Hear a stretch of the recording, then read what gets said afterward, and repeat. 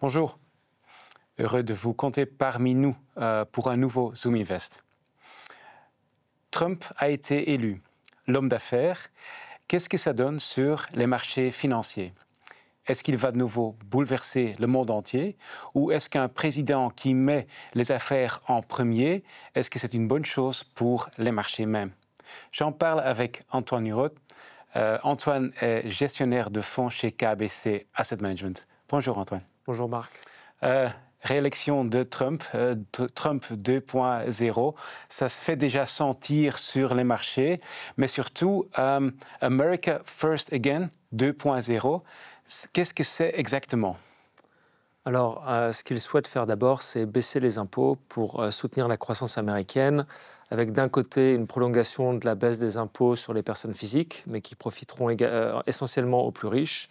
Et puis, et surtout, une baisse des impôts des entreprises. Lors de son premier mandat, il avait transformé le système progressif d'impôts qui allait de 15 à 39% par une taxe forfaitaire de 21%.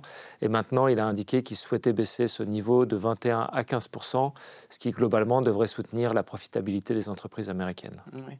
Et pas uniquement les taxes, il a également parlé des droits d'importation pour protéger le marché interne, des droits d'importation très élevés, n'est-ce pas? Oui, tout à fait. Il a évoqué à plusieurs reprises des taux compris entre 10 et 20% de manière générale, avec des taux qui pourraient augmenter jusqu'à 60% pour les biens chinois. Et plus récemment, il a indiqué que dès son investiture, il pourrait appliquer des droits de douane de 25% sur les biens mexicains et canadiens. Oui. Et comment le marché boursier a-t-il réagi en fait? Alors, Wall Street a très bien réagi. Le S&P a progressé de l'ordre de 5% dans les premiers jours qui ont suivi les résultats de l'élection du 5 novembre, notamment lorsqu'il a été confirmé que les républicains avaient la majorité dans les deux chambres. On a vu un arbitrage important au profit des États-Unis et au détriment de la Chine et de l'Europe et du reste du monde, en fait. Et une grosse partie de ces flux d'investissement ont profité aux petites et moyennes capitalisations boursières américaines. Maintenant, Trump est parfois appelé le président le plus pro le marché boursier. En fait, dans son dernier mandat, il a même mesuré son succès d'après l'évolution du Standard & Poor's.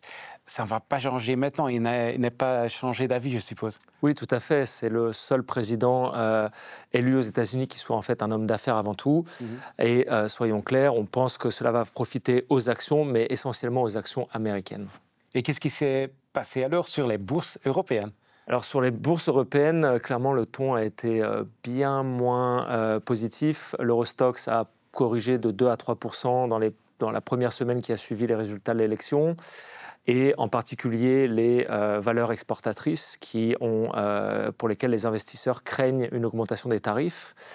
Et il faut bien avoir en tête que l'Europe est dans une situation où l'économie est plutôt stagnante, en particulier en Allemagne, qui doit complètement revoir son modèle économique basé sur les exportations, justement. Oui, en effet. Alors, est-ce que la croissance européenne, elle est en péril alors ou? Alors, c'est un scénario que nous n'écartons pas complètement. Si l'Europe décide de riposter à l'augmentation des droits de douane en également augmentant les droits de douane de biens importés des États-Unis en Europe, alors on pourrait avoir un début de guerre commerciale. Et comme je l'ai dit plus tôt, l'Europe est dans une situation qui est plus difficile que les États-Unis déjà. Et donc, elle pourrait également pâtir de cette guerre commerciale qui pourrait se mettre en place. Et encore une fois, les entreprises allemandes tournées vers l'industrie pâtiront encore plus de ces augmentations de droits de douane. Et puis, en parallèle, si finalement Trump et son administration décident de commencer une guerre commerciale avec la Chine, on pourrait avoir un tsunami de biens chinois qui viendrait en fait inonder le marché européen. Ok, mais on peut également tenir compte du fait que, éventuellement, on peut faire un deal avec Trump. Est-ce que ça se trouve dans notre scénario? Oui, on sait que Trump est avant tout un homme d'affaires. On l'a vu lors de son premier mandat, il est fort probable que des chefs d'entreprise et des dirigeants européens décident d'aller voir Trump et son administration de manière bilatérale pour essayer de négocier des droits tarifaires moindres, tout en s'engageant à soit développer des usines aux États-Unis, soit à faire plus de business avec les entreprises américaines. OK. Alors, ces conversations bilatérales peuvent avoir aussi un danger. Par exemple, Trump peut appliquer la tactique diviser pour mieux régner et avoir des conditions supérieures peut-être. Si, mais nous pensons que l'Europe est mieux préparée que lors du premier mandat et que, dans un premier temps, la Commission européenne a déjà indiqué qu'elle était prête et qu'elle s'était préparée à une guerre commerciale qui pourrait arriver avec les États-Unis. Oui. Et Ursula von der Leyen a également indiqué qu'elle ferait tout pour que l'Europe parle d'une seule voix. Et on sait que Trump est avant tout un homme d'affaires, et donc il essaiera d'avoir le meilleur deal avec l'Union européenne. Et si l'Union européenne arrive avec une seule voix et a suffisamment de force, alors le résultat devrait être plutôt équilibré entre les deux parties. OK. Alors, en dehors d'Europe, il y a également la Chine. Quelles sont les conséquences d'un Trump 2.0 pour la Chine?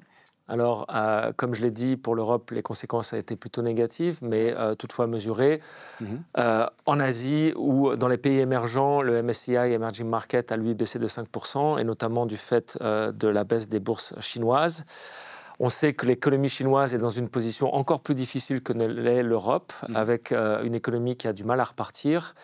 On a bien vu que certaines dispositions des banques centrales et du gouvernement pour supporter la croissance chinoise avaient été mises en place, mais elles semblent insuffisantes. Oui. Alors, la même question que pour l'Europe, on voit que, et surtout avec les droits d'importation de 60%, que la Chine est sous pression. Est-ce qu'ils vont pouvoir négocier un deal également avec Trump? C'est possible?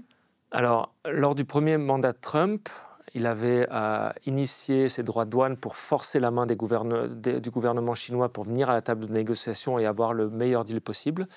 L'administration Biden a continué dans la même veine.